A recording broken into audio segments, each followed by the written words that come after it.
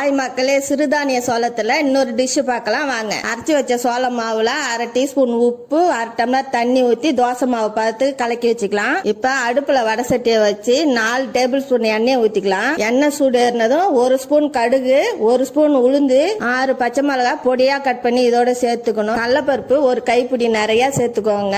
4 பெரிய வெங்காயம் சின்ன சின்னதா கட் பண்ணி இதோட சேர்த்து நல்லா வதக்கி இதுக்கு தேவையான உப்பு 1/2 டீஸ்பூன் போட்டு நல்லா ஒரு பரட்டிக்குவோம். ஒரு கைப்பிடி கருவேப்பிலை கொத்தமல்லி போட்டு அடுப்பு ஆஃப் பண்ணிடலாம். இப்ப வதக்கி வச்சிருக்கிறத எல்லாத்தையும் கரைச்சி வச்சிருக்கிற மாவோட போட்டு இந்த பதத்துக்கு கரைச்சி வச்சுக்கணும். இப்ப அடுப்பை பத்த வச்சு குழிப்பணியார சட்டியை வச்சுக்கலாம். சட்டி சூடு ஏறினதும் கொஞ்சம் கொஞ்சம் எண்ணெயை எல்லா குழியிலும் ஊத்திக்கலாம். இப்ப கரைச்சி வச்சிருக்கிற மாவை எல்லா குழியிலும் ஊத்திக்கலாம். ஊத்திட்டு ஸ்லோல வைங்க, அடுப்பை அதிகமா வைக்க வேணாம். 5 நிமிஷம் வெந்ததும் திருப்பி போட்டு அது ஒரு 5 நிமிஷம் வெந்ததும் எடுத்தா குழிப்பணியாரம் ரெடி. நீங்களும் வீட்டுல ட்ரை பண்ணி பாருங்க. எப்படி இருந்ததுன்னு கமெண்ட் பண்ணுங்க. அடுத்த வீடியோல பார்க்கலாம். பாய்.